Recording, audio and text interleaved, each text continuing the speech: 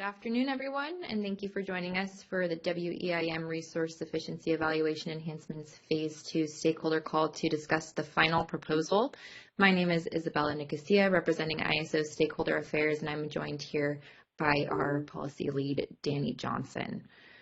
So before we get started, I just have a couple reminders that this call is being recorded. The recording is for informational and convenience purposes only, and any related transcription should not be reprinted without the ISO's permission. And if you need any technical assistance throughout today's call, please send a chat to the event producer. Her name is Tegan. So the agenda for today, it's really going to be just an open Q&A format. We want to give you all an opportunity to ask any last clarifying questions or make any last comments before we head to the board meeting on October 26th. So in a minute here, I'll hand it over to Danny. But first, I just want to share where we are in the stakeholder process. We're here at the final proposal, so it's the last stage of proposal development, and then we'll move into the decision at the Board of Governors on October 26th. So with that, I will hand it over to Danny to just kind of set up the conversation, and then we'll get started with some Q&A. Thanks, Isabella. So this is a little bit of an unusual format, and I think that's really resultant from the truncated stakeholder process we've run on this. Our objective all along with RSEE Phase 2 was to have the policy in place sometime in the fall of 2022 with a goal of having implementation by summer of 2023. This again was really in response to a lot of the governance direction that we heard in the Phase 1 approval process to try to see if the WEIM can be leveraged to increase reliability through the WEIM. We put out a final proposal last week.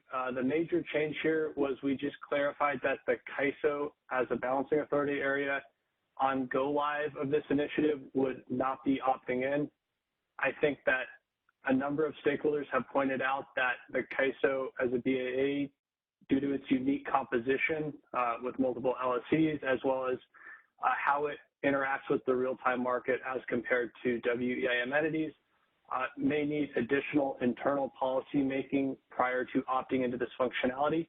We agree with that position, which is why we're planning on not opting in when this functionality goes live, ideally next summer. But with that being said, we aren't accepting comments on the final proposal due to our objective of getting this to the October joint governance meeting. So we did want to hold a call today to see if any stakeholders have any additional clarifying questions that we can provide context on prior to going for joint governance approval. So with that said, this is a little bit of an open mic afternoon. Please feel free to ask whatever questions that you may have, and myself or any of my co-panelists will be happy to answer your questions. So I do think I see a question in the queue already, so thank you, Michelle. Hey, this is Michelle Quito from the CPC. I have a ton of questions. I do have comments, but I'll save my comments for later. So my first question is, I had imagined this emergency assistance would only be available in the FMM and RTD. Would this emergency assistance be in the HASP? So I believe, okay. Yeah, so that's a little bit of a nuanced question, but I do think it helps. So we run 3 RSE tests right now. The first 2 are advisory at T75 and T55. The final at T40 is binding. The results of the advisory tests do factor into the subsequent market run. So to the extent that the assistance energy was elected and a failure of that T75 RSE occurred, then that would feed into the market results and the eventual market clearing process of the HASP run.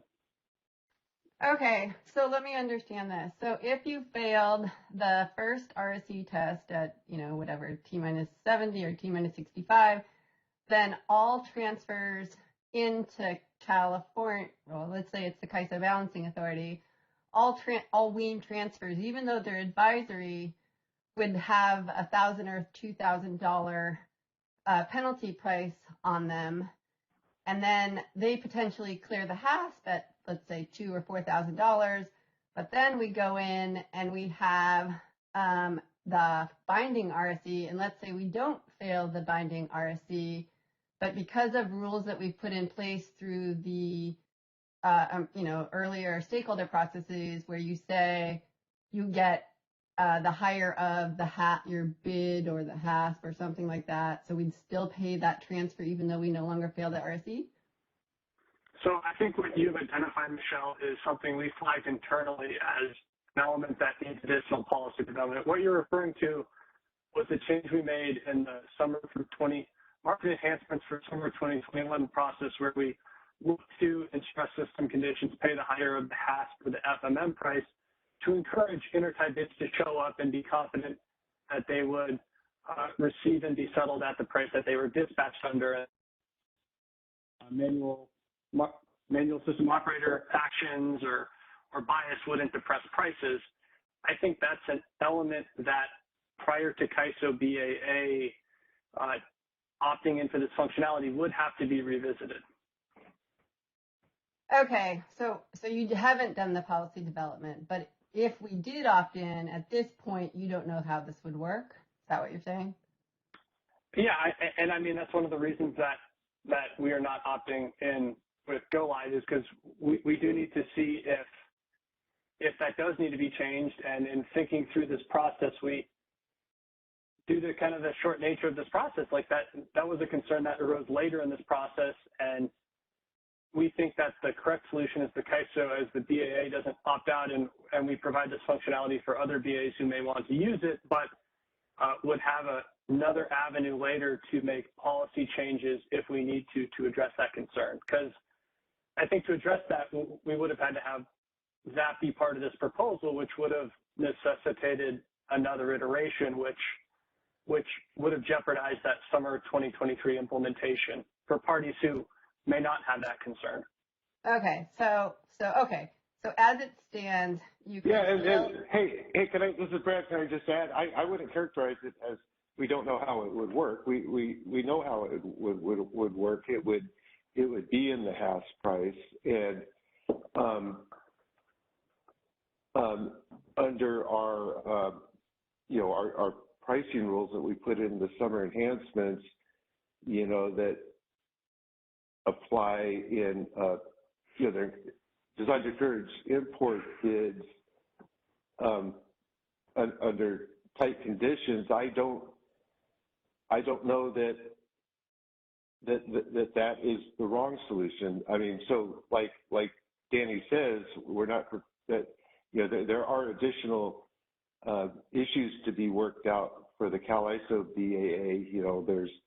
There's we're a lot more LSEs than other BAAs in the EIM, and then we also clear imports and exports as part of our HASP market, which presents unique circumstances, and we want to work those out and talk those over more. But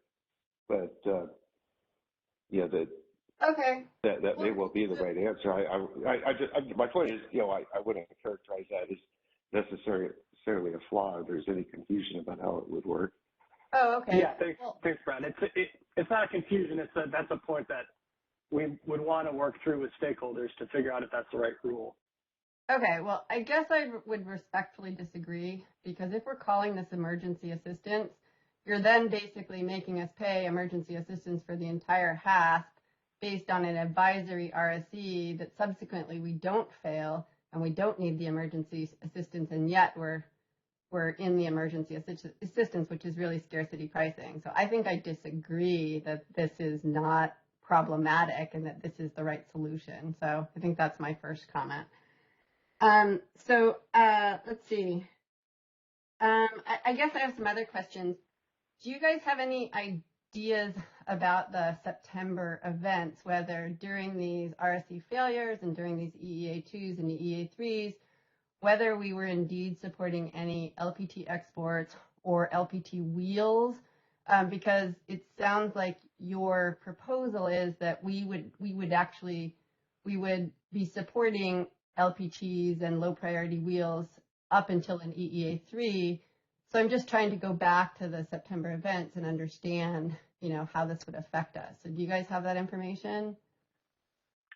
I would defer to Guillermo. I know he is leading our analysis of the September events and can much better speak to it than I. It may be a little premature because I think he's planning on publicly speaking about this in a week or two, but to the extent you have any information, Guillermo, that you'd be comfortable sharing, please do.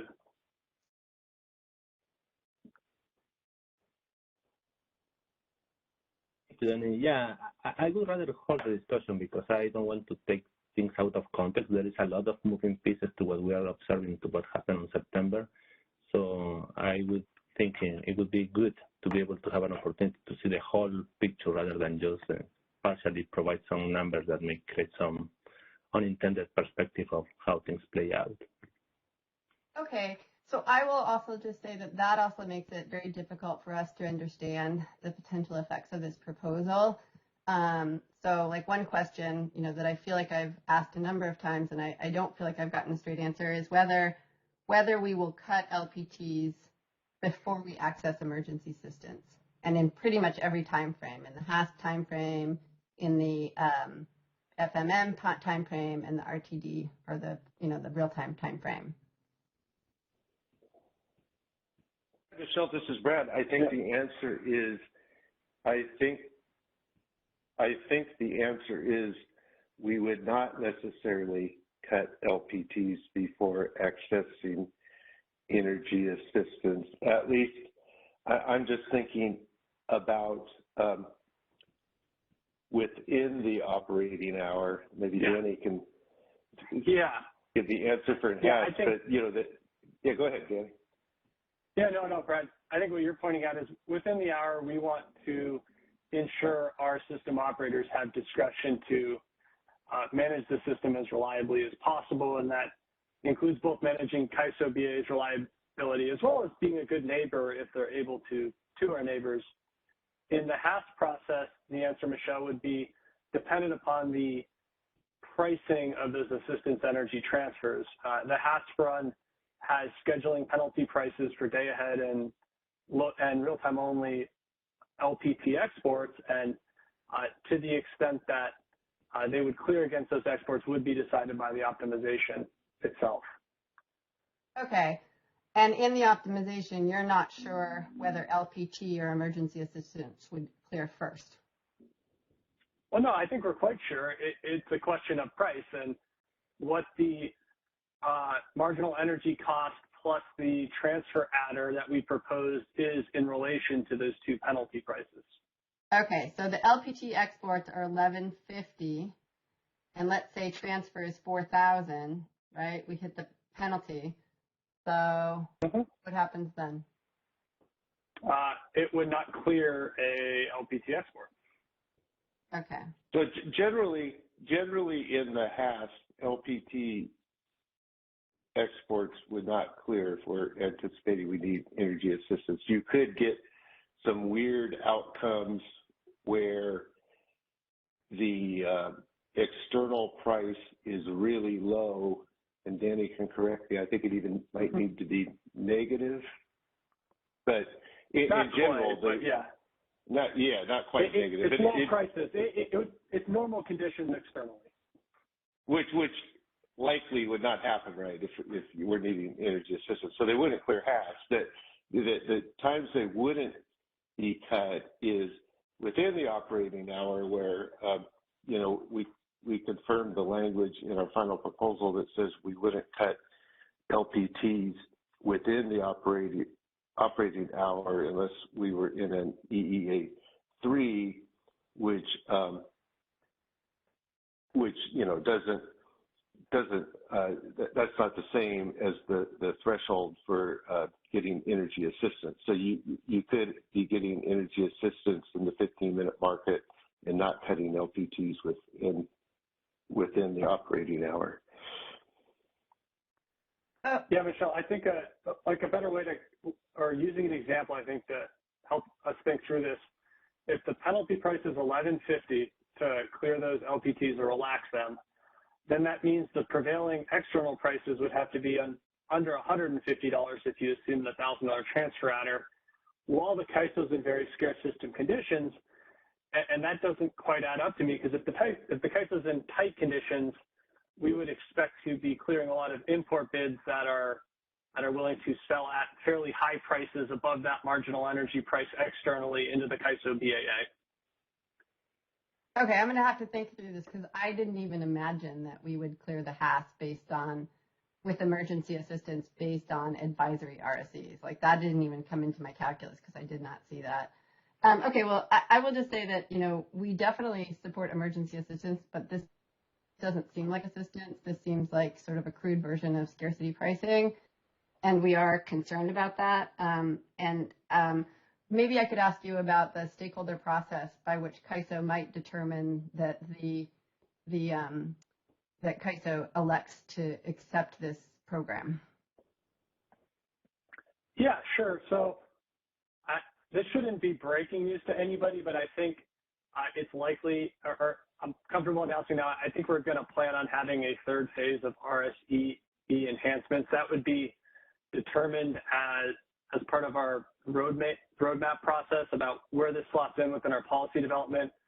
I think in that round of enhancements, we may look to see if there's any additional rule changes that are needed to make sure that the CAISO BAA would be able to participate and utilize this functionality. And can you tell me about the timing of that initiative? Would it not occur before next summer? I don't know when it would start. I can tell you for a fact it would not be implemented prior to next summer, because right about now is as far as we can carry an initiative and hope to have something implemented by next summer. And this is still just kind of a glimmer in our eye at this point, and will be decided as part of that roadmap process where it slots in. Okay, so are you saying that if that was in that process, California CAISO would not be opting into this program until at the very earliest after next summer? Yeah, I don't want to give absolutes, but I think that we recognize that there's a lot of concerns that have been put forward by parties internal to the CAISO BAA, and we think that they're valid concerns and need additional attention and stakeholdering, and we would look to do that in this upcoming process. Okay, I think that's all my questions and comments for right now, but I do have more, but I'll let other folks go. Thank you so much. Thanks, Michelle. We'll go ahead and take Libby Kirby's question. Hey, Danny, this is Libby Kirby from Bonneville. Based on some of the questions Michelle was asking, it's not super clear to me whether or not this piece of failing an advisory RSE run is that an issue that affects the CAISO, or is that an issue that affects everyone? This idea that you might get those high prices even if you fail only an advisory. Yeah, I think it can affect everyone in the sense that we're all participating in the same real-time market, and all the other WEIM BAAs can potentially be recipients of LPT transfers. But more granularly, this is really a concern for the CAISO BAA, since it's the entity that is the source side of those transfers. Where the CAISO BAA is the entity, kind of the only entity in the real-time market process that is awarding hourly LPT exports based on a market. Sorry, and I guess I was talking more about her first question, and maybe they're related, and I missed why they were related. But the question about if you fail an advisory RSE run, then the pricing applies to everything in that advisory, like that gets held through to final settlements? So I think what she's getting at, Libby. Yeah, Brad? Hey, Danny, can I take a shot at this? Sure. So remember, the real-time market has two processes. It has, the 5-minute real-time dispatch, and what we're talking about is the 15-minute granularity real-time pre-dispatch process that looks out, anywhere from 4 15-minute intervals to 7 15-minute intervals in the HAS. And that's because of our, that's a feature of our multi-interval optimization. so that the real-time unit commitment process is optimally committing resources. So if in, say, the HASP run, which, you know, is kicking off prior to the top of the hour, you know, for the next hour, it sees that your BAA is failing the RSC, it would, you know, quote unquote, dispatch assistance energy, you know, as part of those advisory intervals, and it would see that high cost, and it would, you know, so say you have longer start resources, it would then see, oh, you know, if this comes to fruition, you know, it's going to be the load's going to be paying this high cost. I'm going to start up this long start resource, you know, to you know, it's going to dispatch everything in your BAA it can to minimize the assistance energy. Now those prices are not binding, so those don't show up in settlement statements. You know, the 15-minute market is the second interval of this RTPD process, and those are the only prices that are binding. So if by the time the 15-minute market rolls around, even though the RTPD was calculating and pricing that you're going to need assistance energy, but by the time the 15-minute market rolls around and a BAA indeed doesn't need assistance energy, nothing is going to be reflected in any prices that go to settlement. Okay, so I think what I'm hearing is it is a specific thing to the CAISO, not just generally part of the 15-minute market. Okay, my concern was that we have some. What Michelle was pointing out, is yes, for the ISO, our hourly import bids are generally settled at the 15-minute market prices. So the same thing is true generally for the ISO, but we put in provisions that during, I think we need to be in like an EEA warning or EEA1, or, you know, under predefined conditions, we have a settlement provision that kicks in where imports are paid the higher of the HASP for the FMM price, and so in that case, those advisory HASP prices would come into play. Otherwise, they wouldn't for the ISO either. Okay, I'm following now. Thank you. But again, that's native to the ISO. So. Right. Thanks, guys. Sure. All right, let's move to JK. Hi, can you hear me? Yes. Hi, JK. Hi, Danny. This is JK Wang from PG&E. I have one quick question. So this emergency assistance transfer program seems to also have a component that is scarcity pricing in addition to the penalty. I understand the rationale is to have a penalty and prevent leaning, but it seems to also have a scarcity pricing component. So I wonder if the CAISO will consolidate it with other scarcity pricing efforts in the future, or if there is a sunset time for this to be modified. So I don't think there's a sunset time, JK. I think what you're referring to is if assistance energy is elected by a BAA and an RSC is failed, the PBC for that BAA effectively would double to $2,000 under a $1,000 price gap or to $4,000 under a $2,000 price gap. And the reason for that is to actually allow these transfers to occur. There's an administrative cost adder that's applied to these transfers. So in normal conditions, that's $1,000. So effectively, these transfers would be priced at whatever the external marginal energy cost would be, plus that transfer adder, which is, if the transfer adder is $1,000, it's obviously going to be greater than the old power balance cap. So if it's not up, then these transfers would never actually be effectuated by the market. We are running a price formation initiative right now.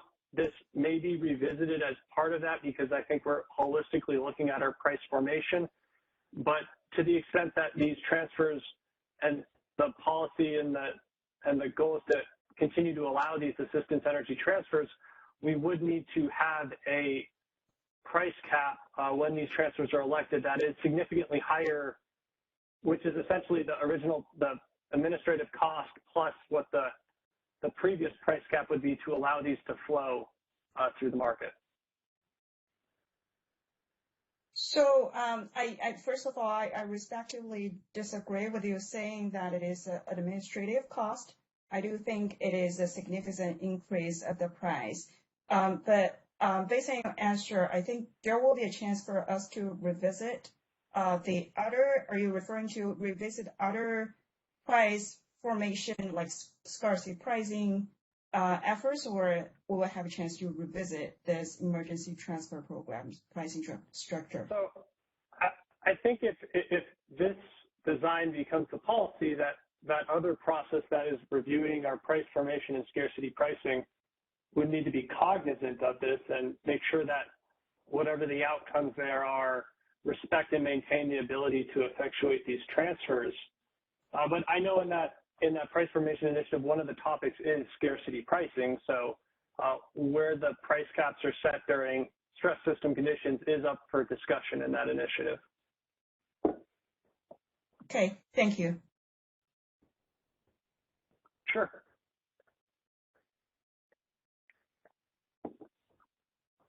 All right, let's go to Jeff Spires. Thank you. Hi, Danny. It's Jeff Spires with PowerX. Thanks for the opportunity to discuss this today. I just wanted to make a couple of comments about the proposal and where we are today. Throughout this initiative, we've been supportive of the energy assistance framework as being a valuable enhancement that can balance multiple objectives that we have with failure consequences for the RSE. You know, number one, trying to find a way to better support reliability by enabling EIM transfers to help deficient entities during those critical times is a valuable improvement. But at the same time, by having incorporated financial consequences into that assistance, that helps provide better incentives to pass the resource sufficiency test and not lean on the EIM. And that is another really critical objective of failure consequences and of the RS test itself. So we've been supportive of that, and we also are supportive of allowing EIM entities to decide whether or not they want to receive that type of transfer or not. And if they did not choose to receive those transfers, then presumably they would be comfortable that they would navigate their own challenges in a different way outside of the EIM. But what we don't support and what we really struggle with here is allowing the option to just continue with the status quo.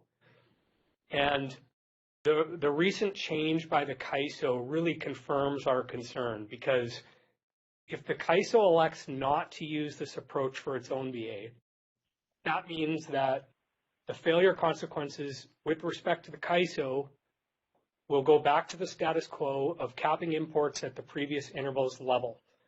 And that is going to enable continued outcomes like we've seen in the past of large imports into the CAISO BA in the hours leading up to the peak. And then that enables the CAISO BA to continue to receive those imports even throughout an RS failure period and without facing any financial consequence. And that is very different from other EIM entities that typically are not large importers, may even be exporters. They would be subject to the hurdle rate before they would be able to access EIM imports when they fail the test. And so in our view, this is clearly inequitable and enables the same outcomes that we saw both in the summer of 2020, as well as more recently during the September heat wave, in which CAISO was receiving sometimes multiple thousands of megawatts of EIM energy, even when it's in an emergency. And these were the outcomes that were one of the key drivers for pursuing these enhancements to the RS test and the failure consequences in the first place. So that's a real challenge. I mean, we're supportive of the emergency assistance concept, as I said, and providing the ability to support reliability more effectively through the EIM. But this proposal to allow entities to effectively decide just to continue with the status quo, particularly for entities like the CAISO that have persistently large EIM imports, means that the overall framework isn't successful at one of the other key objectives, which is addressing the concern of leaning.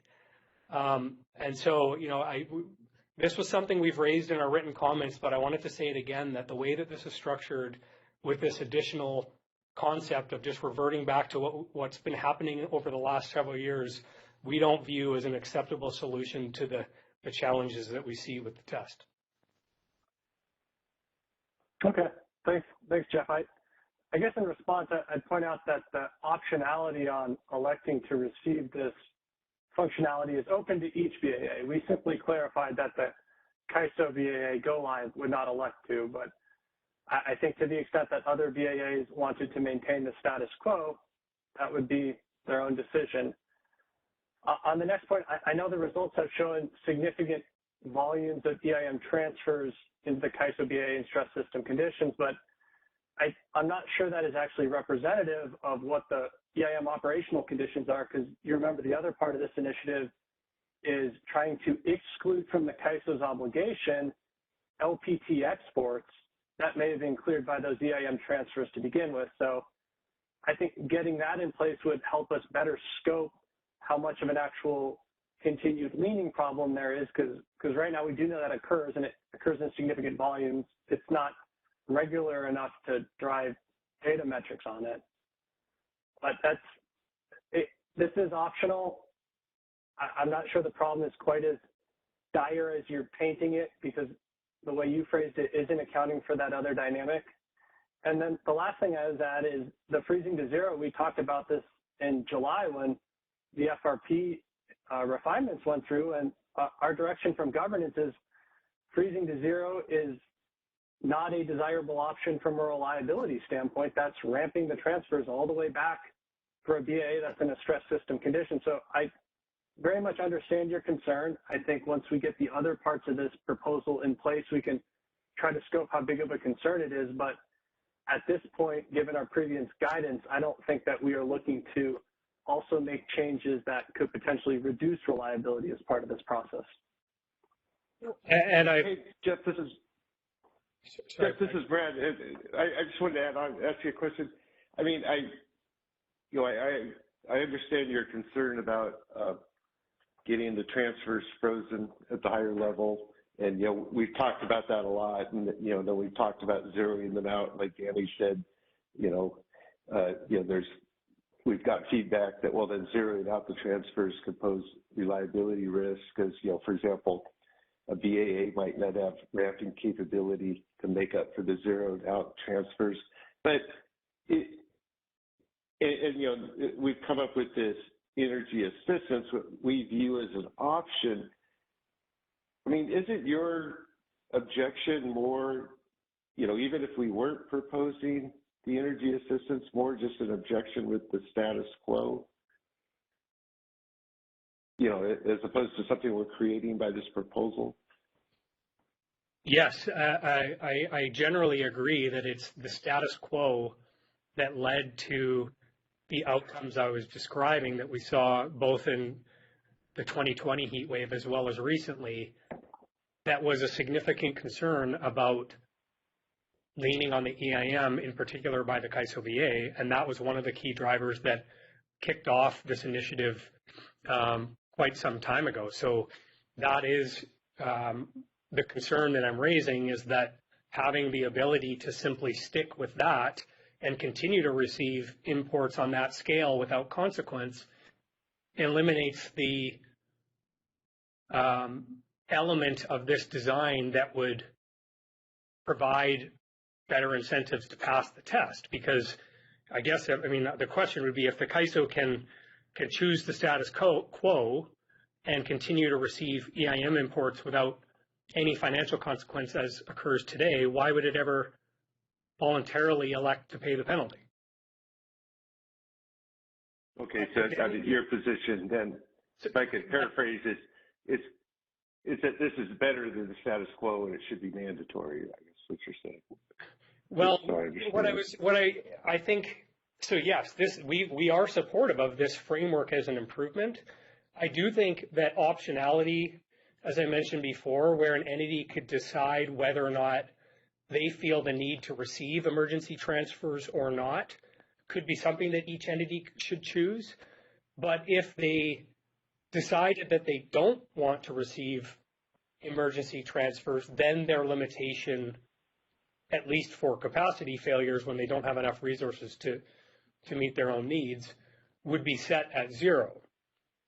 But just to be very clear about that, as Danny was mentioning, we absolutely agree that nobody wants to harm reliability or cut people off. And I think that's one of the benefits of this program, is it gives the entities the opportunity to say, I want the ability to receive transfers at the hurdle rate, including during those critical conditions when I really need it. And that provides that added reliability benefit at the same time that it's providing a financial incentive to pass the test ahead of time. I think, for entities that, in terms of, ramping down to a 0 level, I've heard others in the past propose different concepts that I think would be something we would be supportive of discussing. For example, an entity that chooses not to receive financial assistance would have its transfers during failure periods reduced at a slower rate from whatever they're at currently down to 0 over some period of time so that they can adjust their internal generation to reflect that. I think that type of discussion seems logical to make sure that, we thought through the details of implementing something workable. But again, having the ability to just continue with the status quo, which we, as I mentioned before, really the outcomes depend merely on whether or not you happen to be an importer or not. The majority of the EIM entities outside of the CAISO are typically exporting in those high-priced, high-stressed conditions. If any of those entities are exporting and then find themselves into struggling with a challenging situation for whatever reason, they have to pay the penalty to receive imports because they're starting from a 0 or even exporting position. So it's not an equitable starting point to say that whether or not you face financial penalties depends on whether or not you happen to be importing or exporting in the previous interval. And I think that's just another element of the challenge here associated with keeping the status quo as part of the solution. Yeah, and Jeff, what I heard you say there, I think makes sense, is examining how, if we didn't want to harm reliability, we can try to prevent the transfers being frozen in a way that may not be equitable to all EIM EAAs. The challenge we're running up against is this is kind of the end of this phase of the process. And so the question is the status quo and the assistance energy transfers better than the just status quo of freezing? Because this process, until we get to the next phase, doesn't have the time to examine what those other potential mechanics would be. Well, I mean, we've been having a discussion about resource sufficiency for a long time, and it seems like we're often sort of debating, well, do we have enough time to do something? And I understand that's always a consideration, but I think we need to get the policy right here. This is something we're trying to address. It's been going on for years. I don't think that this is a successful proposal. I'm supportive of moving forward with the emergency assistance framework conceptually, but these other elements of the design that we're just talking about now, I don't think are leading to success as far as being able to say we set out to improve the framework for failure consequences and we've achieved that. I guess what other elements, this is the proposed design to the failure consequences. This is the change. I guess back to Brad's point is you support this change, you would disagree with the current status quo that's in production. Sorry, I'm not sure I fully understood the question, Danny. I apologize. Well, I mean, we're not proposing any changes we're not proposing to move off the existing production policy of freezing at the greater of 0 or the last past FMM as an option in addition to assistance energy. So it gets back to the question. It sounds like you support the assistance energy component. You would have liked us to have moved farther on the other consequences for failure, but again, right now that's not part of this proposal. So I think what we're planning on taking to the October joint governance meeting would be the assistance energy portion of this proposal, not changes to any other failure consequences.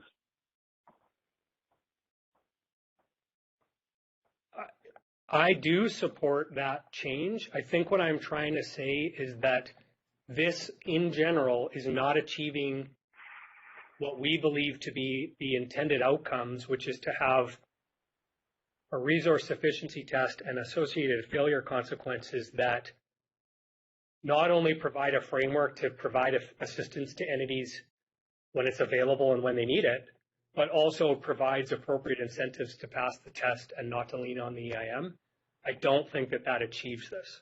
That's what I'm trying to say, and I think that's pretty clear, what my point is about that. Okay. I understand your point, and thank you for your comments. All right, let's go to Tyler. Hi, Danny. Tyler Moore, APS. Can you hear me? Yeah. Hi, Tyler. Hey, thanks for having the Q&A here on the draft final proposal. I wanted to touch on a topic I don't think we have yet on the LPT exports from CAISO that are importing to an EIM entity and the counting of them in the resource efficiency evaluation. So I believe in the draft final proposal, it was kind of that they could count, and now it looks like the draft or the final proposal has them as if they don't clear HAS, then they shouldn't be counted. Is that correct? So where the final proposal landed, and I actually think this is the revised draft final proposal, is on the CAISO's obligation side in the RSC. Only LP lower priority exports that had cleared the full day ahead process, which is the IFM RUC, and then had cleared the HAS process would count in the CAISO BAA's RSC obligation. We were not proposing any limitations on what could count within WEIM BAA base schedules.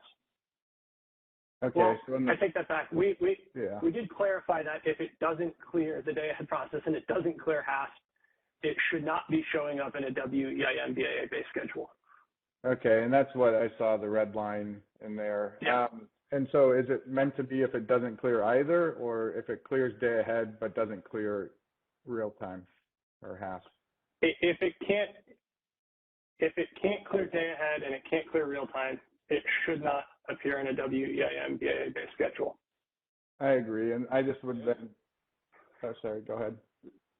I mean, this is Brad for me. I just clarify. I mean, it seems like an obvious rule because if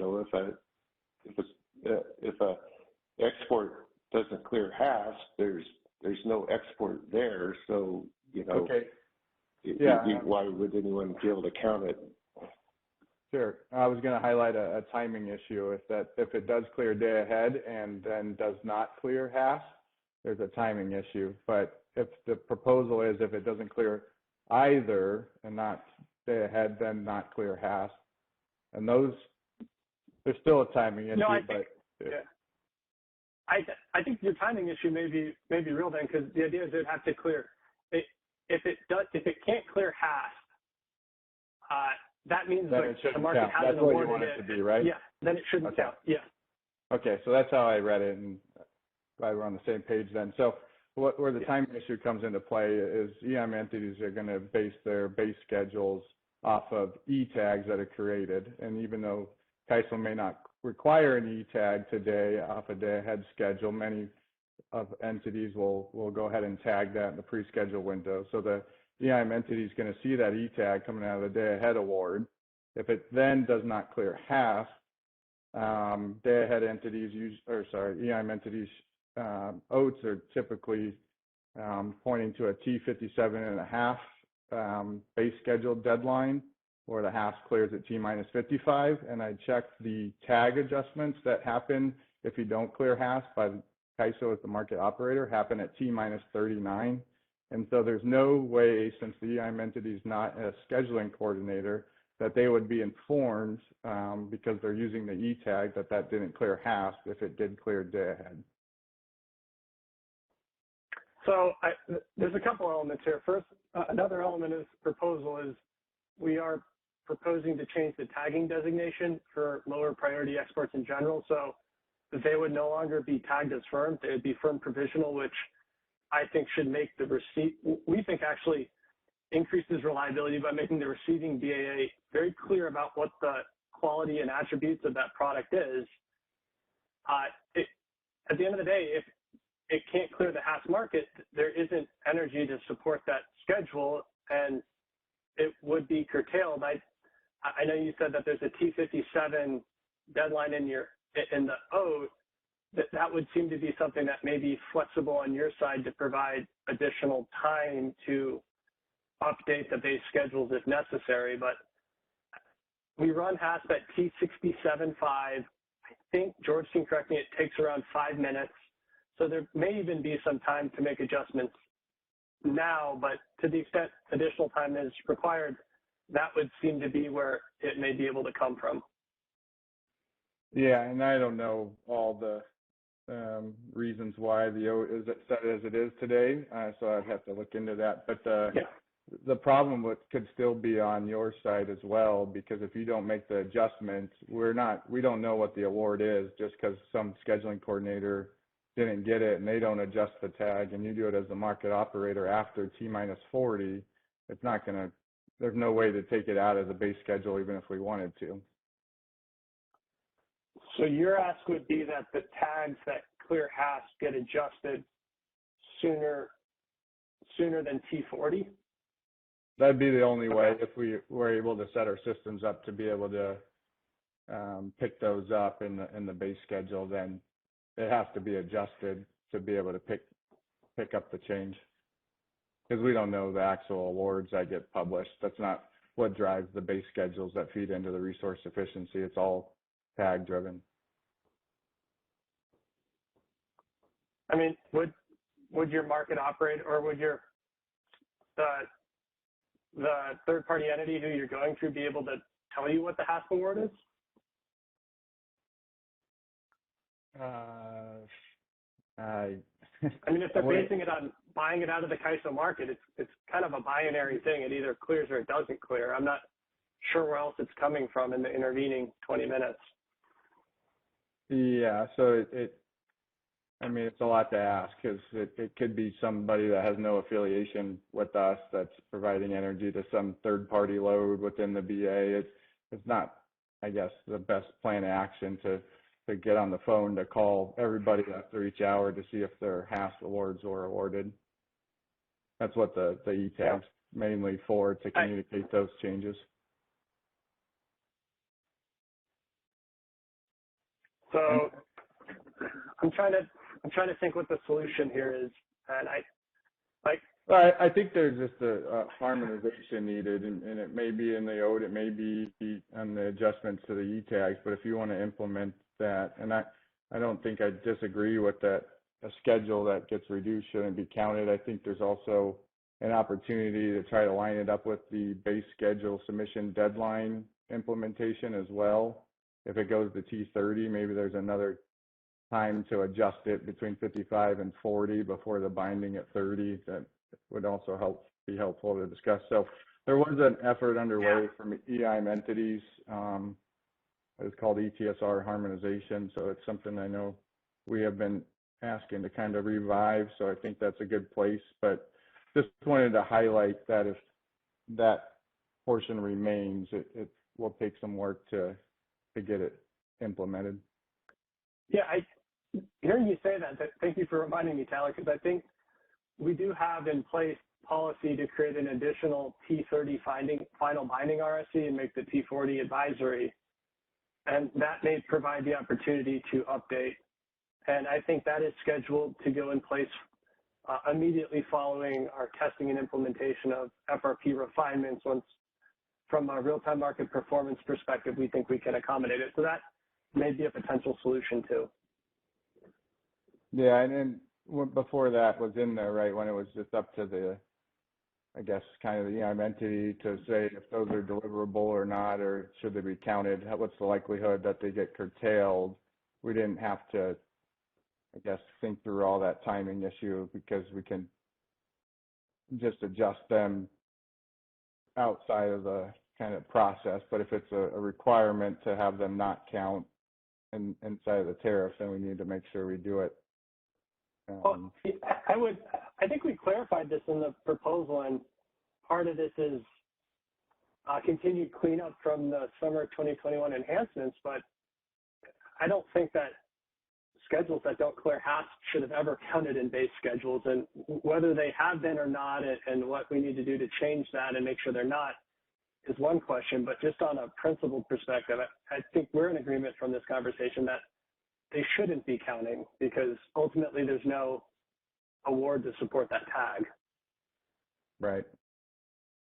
And it's just a matter if the tag is reflective of the award, so there can be some issues there. So, okay, thank you. I think you got what. No, yeah, thank you for raising this concern. This we will start to think around what potential solutions may be from the updating tag perspective. Yep, sounds good, Danny. Thanks. Sure. Thanks, Tyler. All right, let's go to Dan Williams. Hey, Danny. Dan Williams from Customized Energy Solutions. Try to make this relatively brief, but in reading through the final proposal, I had to go back and refresh on the arc of the RSE initiative as a whole, and going back to look at some of the early workshops that were had, the principles that were identified and more or less agreed to as what was trying to be achieved from this effort. It feels like it's still an incomplete effort. Like it did not fully delivered on what was being asked for, and even what kind of germinated the initiative in the beginning, that had been frustrations going back multiple years before the initiative even kicked off. And I'm glad to hear to some extent that phase 3 is potentially in the offing here to deal with some of the integration of the assistance program for the CAISO BA. But I'm curious if you had any discussion about the other elements that are still unresolved that DMM spoke to in their comments as warranting a continuation of the initiative. And just as well on that to close up is just, I thought DMM did a really great job of doing some analysis on kind of how the RSC shaped up over the days in September recently, and I'm very much looking forward to Guillermo's team's report and going deeper into that. But it seems like we already have a pretty good picture of some of the things that maybe didn't go as they could have or should have, that are pretty telling to the need to continue work on this. So just curious what your thoughts are there, and kind of wanted to note for folks how long this initiative has been going on and what the goals were when it started. Yeah, I mean, I kind of want to follow up on that a little bit. I think we definitely feel that this initiative is an incremental step forward in the accuracy and the reliability of the WEIM. If you think there's any specific principles that we're not addressing, please let me know, because I think we would want to address those in phase 3. I do remember one of those principles was to resolve leaning, and I think even that we were taking a step forward on through this assistance energy product. But I'd more generally say, going into phase 3, it may be even worth revisiting what the principles of the RSE are, because they do seem to have changed with the governance direction we received to consider an assistance energy product. And I think we've done a number of things that have enhanced the accuracy of the test, and we've created a new product to enhance the reliability. So I guess from your perspective, other than maybe a more nuanced application of that assistance energy product that can differentiate between different system conditions, where do you think that we need additional development? Well, I don't feel the need to replay everything that that PowerX spoke to. I agree with much of what is there just from having read the reporting and kept an eye on things over the years. And I also think that DMM has identified some areas where there's still work that could be done in the capacity test, improving accuracy, and effectiveness and how it's being applied, and the counting overall. I think the transparency that DMM has achieved has been great, but acting on what is found from that transparency is really the follow through that I think many were expecting to be there in phase 2. And it just feels like phase 2 is being cut short to an extent to do the energy assistance program. And I understand I was on that call with the governing body and heard their concerns about taking transfers to zero and the potential reliability impacts of that. But the cure for that was to offer an assistance program, as an alternative. I won't replay what Jeff had to say because it's there. But yeah, so for me, going back to the principles and kind of looking at that, it feels like there's still work to be done. But I know that there's probably disagreement in, how much agreement there was on the principles and how those changed over time, and, what is the highest priority to work on given everything that's on the CAISO's plate, et cetera, et cetera. So, I mean, hey Dan, this is, I don't think we've lost sight of any of those principles. And I agree with you. This phase of the initiative is being cut short so we could get the energy assistance in place by next summer, because we understood that stakeholders thought that that was a priority, and improvements to the capacity test, where people are talking about putting net load uncertainty back in, but our conclusion was that the stakeholder consensus was that they wanted to wait to see how our new, uncertainty metric, produced by the quantile regression methodology worked before we put that back in. I know DMM has suggested we come up with some simpler heuristic measure, which is maybe a good suggestion, but there's no way we could have developed that and developed this energy assistance, bring it to the board, and get it all implemented by the upcoming summer. And like Danny has said, we're looking at another phase of this initiative to keep looking at those things. But it's a complicated. The RSC is a complicated subject, and we can't jump to conclusions. I don't think we should jump to conclusions about its failures during September. Whether I don't want to speculate on what happened until we produce our whole. Until we produce our whole analysis, and illustration of complexity is just, like the issue of load biasing, where, a year ago it was the stakeholder view that load biasing was giving the ISO this unfair advantage, and we did some analysis and found out it hurt us more than it helped us. So, I think it's in everyone's interest to judiciously look at this stuff, and I think we've been committing to looking at it and making changes, and we've continually done so for the past year.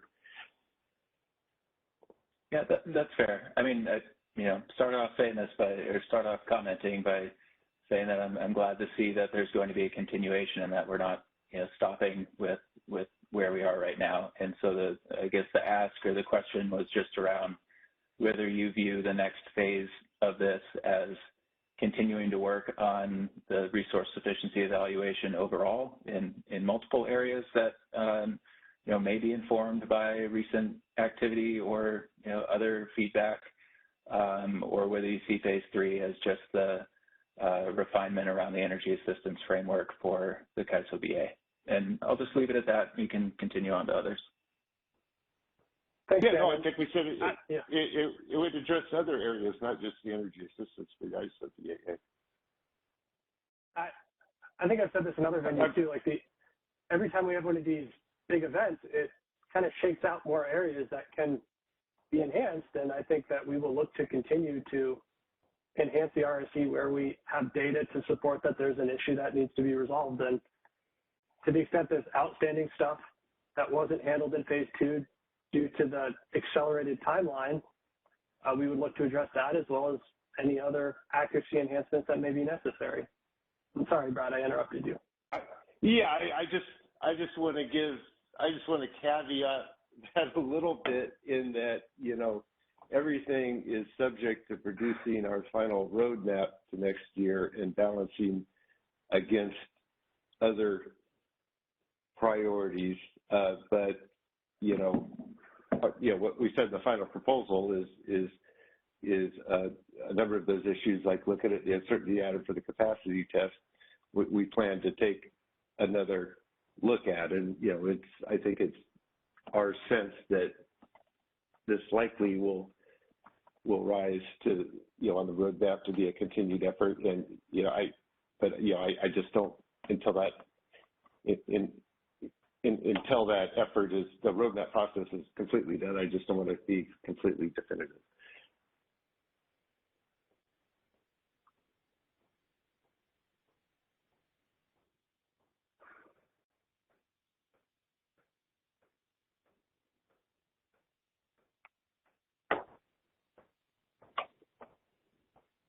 Isabella, I see Bonnie is next in the queue. Yep, let's go to Bonnie. Hi, this is Bonnie Blair representing the 6 cities. I like to start with a comment, if I may, and maybe finish up with a question. I really have 2 comments. The first comment is that we really appreciate the CAISO's decision to not default into the energy assistance program in the when it's initially implemented, but to take the time to step back and do a deep dive to figure out whether that is consistent with the interests of load within the CAISO. So thank you very much for that. Despite that change, which we think is a significant improvement from the prior version of the proposal, we still have concerns about this design, some significant concerns, and we believe that it's unreasonably punitive, that the financial consequences are so far out of proportion to the failures that it's supposed to be curing, that it rises to the level of unreasonableness. And we're also concerned that it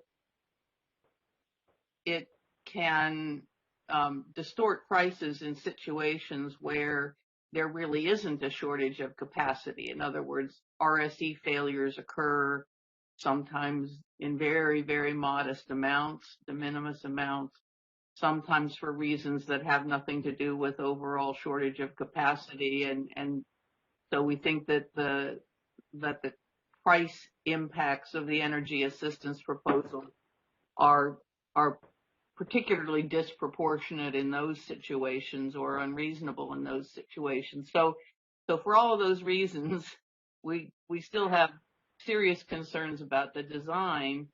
The question I have for you is, would it be possible to implement an out-of-market or after-the-fact administrative penalty that would apply to actual energy assistance transfers after the fact by the summer of 2023? In other words, instead of the hurdle rate approach that is currently in the proposal, could you by next summer implement something that would say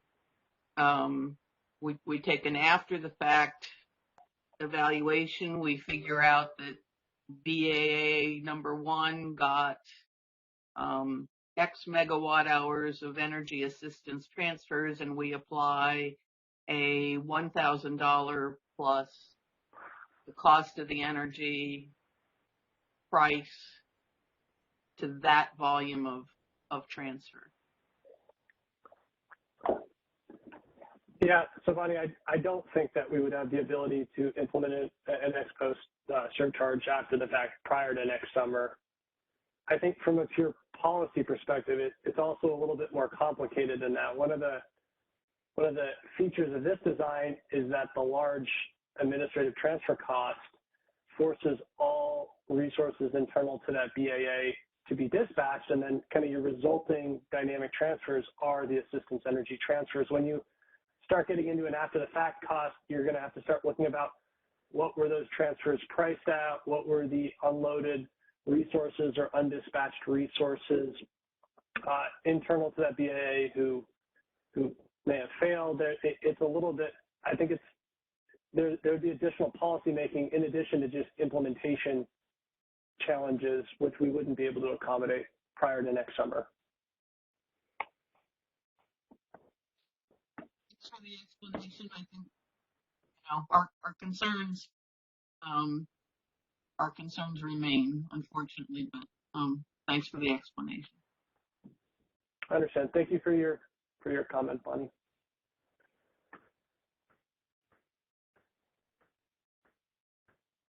All right, let's go to Michelle.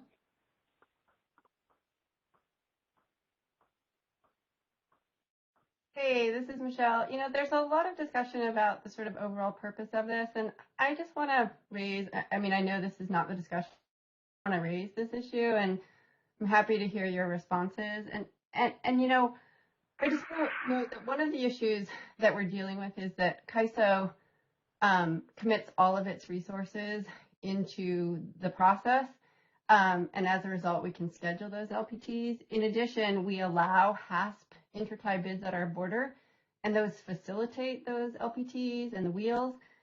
And that, and one of the reasons that this is so important to us is that we, unlike all the rest of the, we're not many of the other balancing authorities are vertically integrated.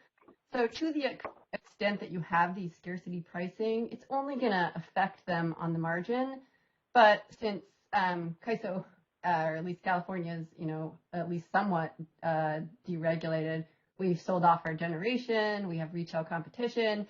California, more than other entities, vastly greater entities, will be adversely affected by these scarcity prices. And, I just note that we keep on talking about competitive markets, but when you have vertically integrated utilities, it's not exactly a fully competitive market. So I just want to raise that issue as we talk about the scarcity pricing and this idea that we have to support capacity prices.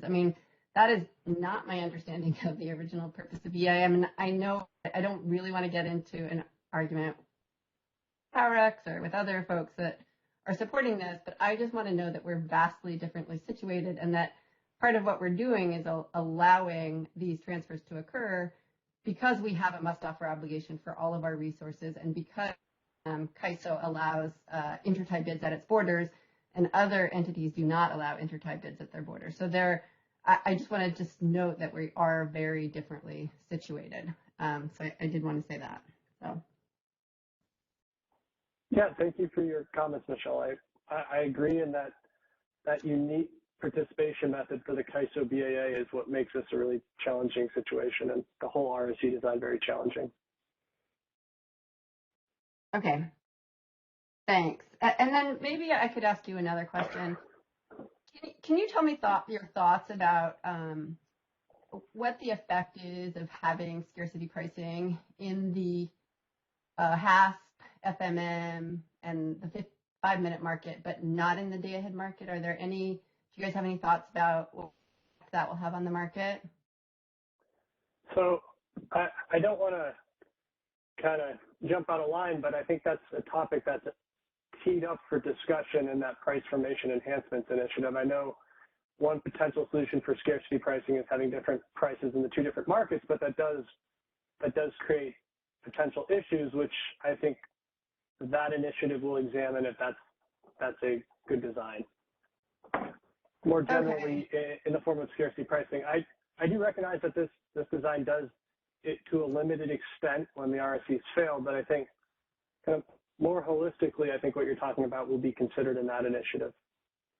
Okay, so you guys haven't thought through what potential effects this could have on the day-ahead market and having different, potential scarcity pricing going into the summer, because the scarcity pricing initiative won't be in effect until the summer. So you don't have any thoughts about what happens as a result of this? No, I think we do have thoughts, and again, this is kind of native to the CAISO BAA because it's the only one that is in the day-ahead market, and that those schedules are feeding into the real-time market, which is why the CAISO BAA for next summer will not be electing with Go Live to utilize this functionality. Okay, so you have thought through it, and you don't think it's a great thing for the CAISO because we're all in the day-ahead market. Is that right? Is that what I'm hearing? I think we've thought through it, and we've arrived at the conclusion that it is a discussion that is worthy of a stakeholder process, and we would look to do that kind of more generally in price formations, but then in a more narrow sense for the assistance energy transfers whenever the next phase of RSCE is commenced. Okay. So we raised some issues in RSC1 about the T-40 tagging, and that actually entities could purposely fail the T-40 tagging requirement, thus pushing CAISO into an RSC failure. And now potentially, I guess you're saying it will not be in place for next summer, but once it is in place, or if it is in place, then potentially having $4,000 scarcity pricing.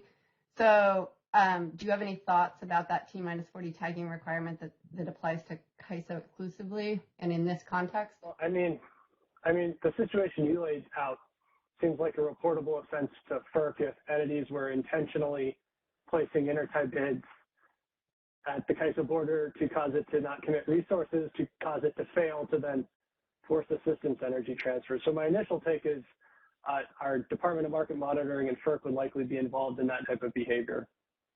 And will CAISO be looking at the T-40 tagging failures during the September events? Maybe I could ask Guillermo that. And if there were any T-40 tagging failures?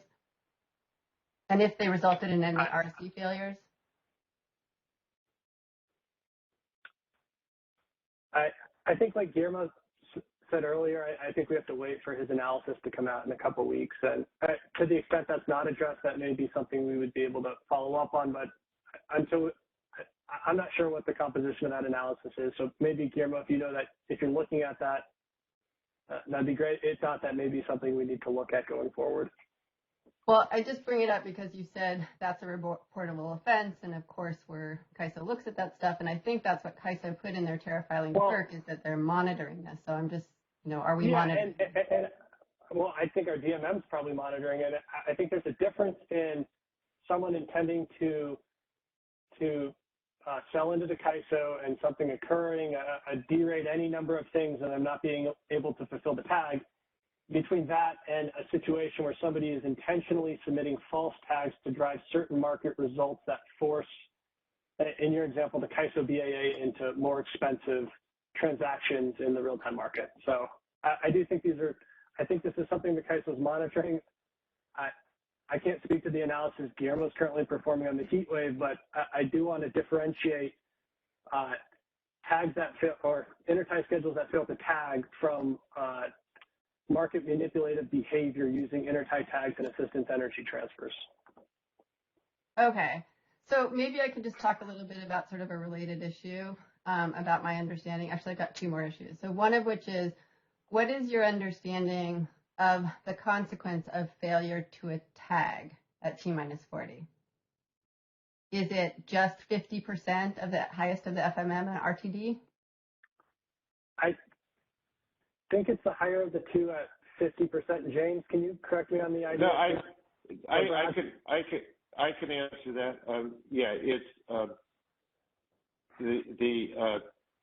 so if you don't tag at T minus 40, you're subject to if you're subject to you'll still end up getting FMM dispatches for the first two intervals.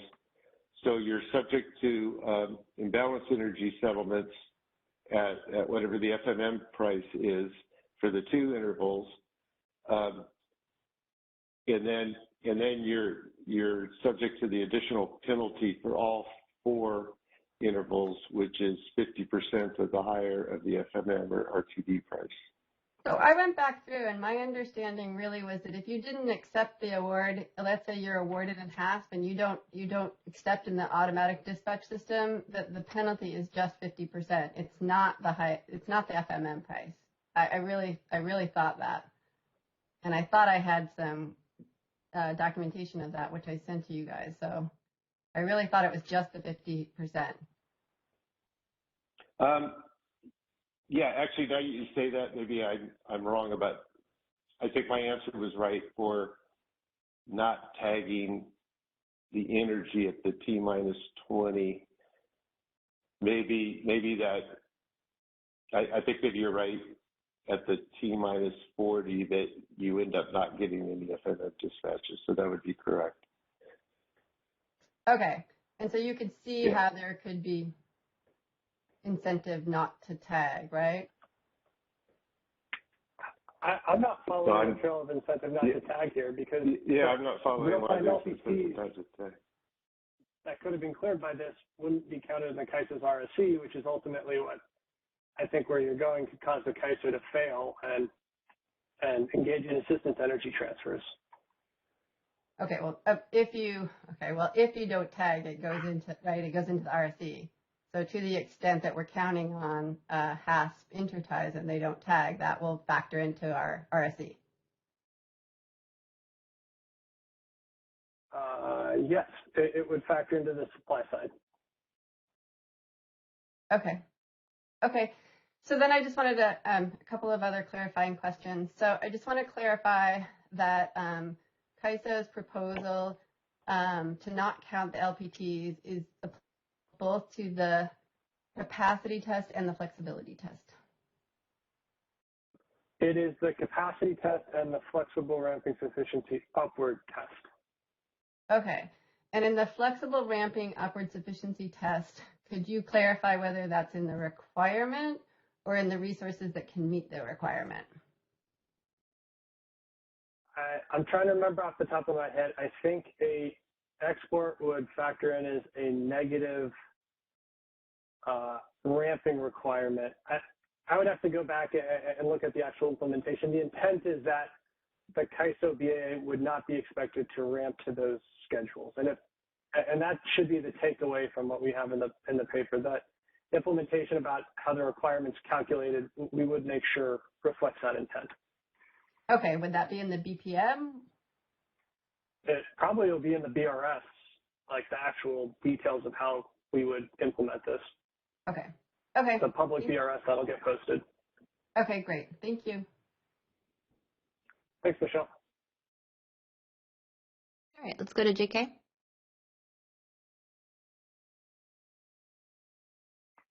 Hi, Danny. This is JK Wang from PG&E again. Thank you very much Hi again, JK. Hi, thank you very much for diving into all the details. And I really appreciate your explanation. So I guess it's been asked by many other stakeholders as well, but I want to hear from you at a higher level. Let's say if BAA, could be any other BAA, choose to opt out of the emergency transfer program. Do you think the penalty price or the incremental, price from the emergency transfers from its neighboring BAA could potentially propagate that penalty to California ISO BAA? I don't think so. And the reason would be that the CAISO is only going to pay the bid and quantity for that import, which would just be settled.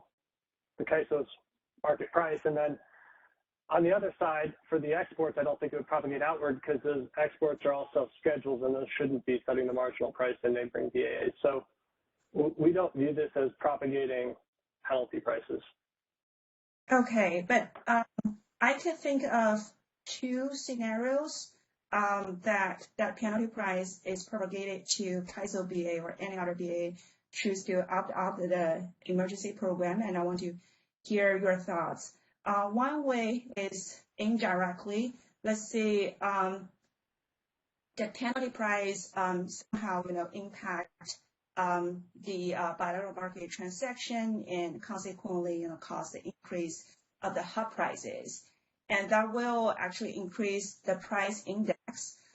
So the resource offers in the spot market on the intertide bids of to CAISO could potentially be justified to bid about the WEC stock offer cap, which is $1,000 now. Of course, it won't be higher than $2,000, but potentially it could be originally lower than $1,000. Now it can be justified about $1,000. That's one scenario. And the second scenario, let's say a more direct impact in the spot market. If CAISO is connecting to a neighbor BAA, while the CAISO choose to opt out of the emergency transfer program, while its neighboring BAA should opt in this emergency transfer program, and let's say its neighboring BAA happen to have export scheduled to the CAISO, while unfortunately both CAISO and its neighboring BAA fails WEIM RSE. So its neighboring BAA might take the incremental emergency transfer energy, which happens to be incremental to the overall interconnecting area. So in that case, that will set also the California BA's LMP. Do I miss anything? So yeah, to your first point, I think your first point, I guess, would be valid that the bilateral hubs could price in the potential for somebody to engage in assistance energy transfers, and then that could filter its way through the intertie offers made at the CAISO border.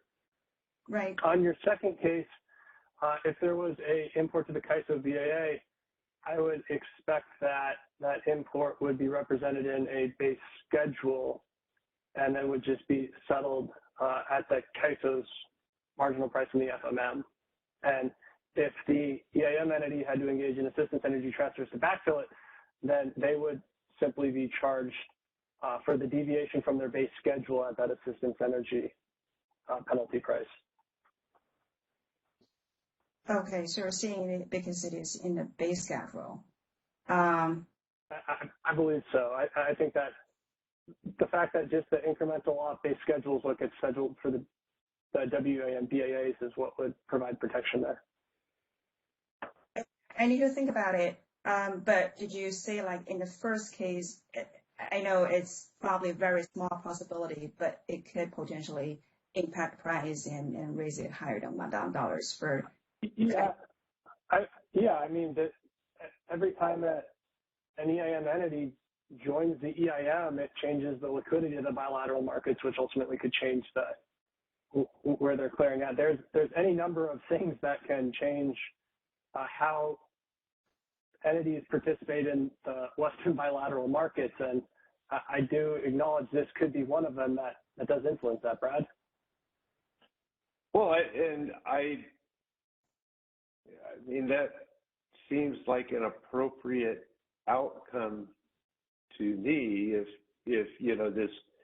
this assistance energy pricing is high to encourage BAAs to come into the EIM fully resourced and buy, in the bilateral market. And if they're bidding up energy prices because things are scarce and to avoid getting into a position where they're going to the EIM and failing the RSE, the prices of the bilateral market are going to go up like they should, and that would be propagated in the CAISO import bid prices, reflecting the scarcity of that external supply. It seems to me that that's appropriate market dynamics rather than some kind of flaw. Yeah, but regionally we have the WEIM price is capped, or sort of capped at its PVC penalty value, which is $2,000 now, but potentially now it can go as high as $4,000. Well, even that we choose to opt out of the program, we still be impacted by those actually have a higher penalty price of PVC. I acknowledge what you said, Danny. I think extended market, it will have different dynamics, but it's just something for us to think. Thank you. Thanks, JK. All right, looks like Michelle's back in the queue. Let's go to Michelle. Yeah, this is Michelle. Sorry, just one more issue. I just wanted to follow up on JK. I looked at the bilateral prices for some of the September days, and I note that some of the hubs were literally two parties, two transactions. And so this idea that the bilateral hubs are incredibly liquid and reflect the prices and can't potentially reflect other things, I think is a little bit problematic. And so, even when we're thinking about the EDAM, I just want to say, when we're thinking about the EDAM and the penalty prices, I think it's a mistake to tie ourselves to the bilaterals. So think about how much the CAISO market clears versus how much the bilaterals are clearing, and having the bilaterals sort of, affect, having two transactions at 25 megawatts affecting what CAISO prices is, I think it's a different issue and it's a bigger issue, but I think it's really problematic. So I do want to mention that. So thanks. Yeah, but by bilaterals, I'm referring to all the bilateral market activity, not just that on the exchanges that gets into the index prices for the hubs. I don't know for sure, but I would guess there was a lot more than two bilateral transactions between parties going on during those days, even if there was only two transactions on the centralized exchange that got into the published indexes. So Brad, maybe I could ask you a question. When CAISO reached the $1,000 cap, we were looking at those bilateral hubs, right? The ICE price for PV and mid-C, right? Right. And have you looked at the volume of the transactions on those? Those are what we're using to price external balancing authority bids into California, right? Well, you're not talking about our assistance energy proposal. You're talking about our provisions that when we increased the bid cap to 2,000.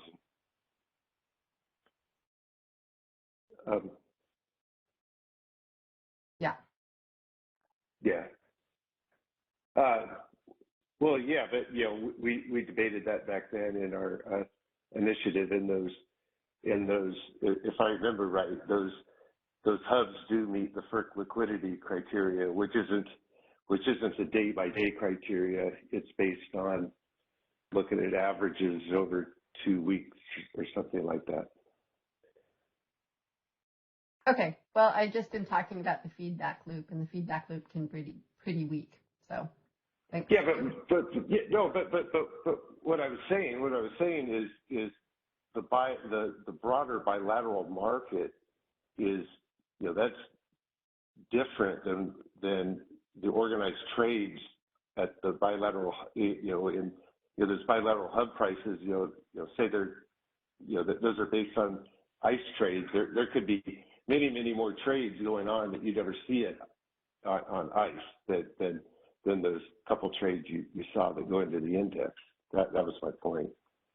Yeah, I think JK's point was that the energy assistance transfer can affect those thinly traded bilateral prices upon which we base the bids back into the CAISO, right? That's right, right?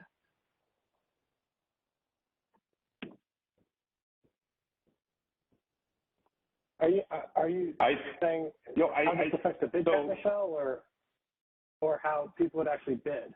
And Brad, sorry. I don't want to conclude.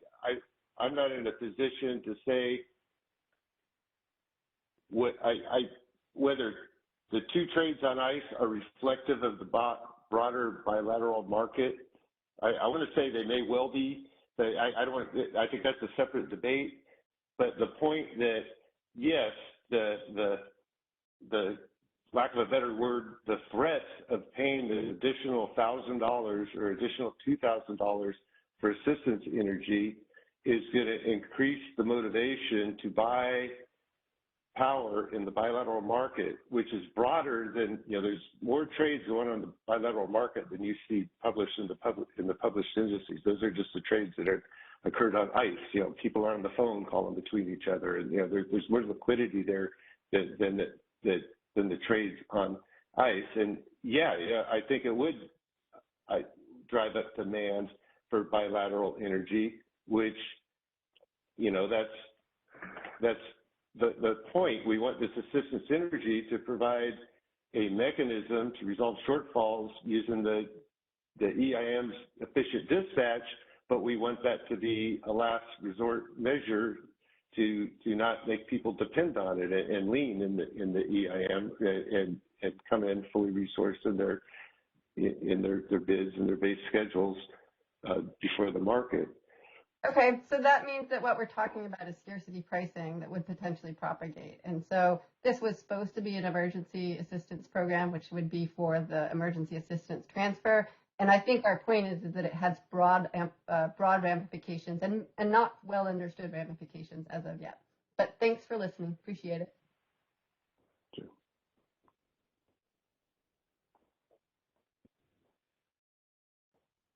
All right. Are there any other questions? I'm not seeing any in the chat, but I'll give it a second, see if anyone else enters the queue.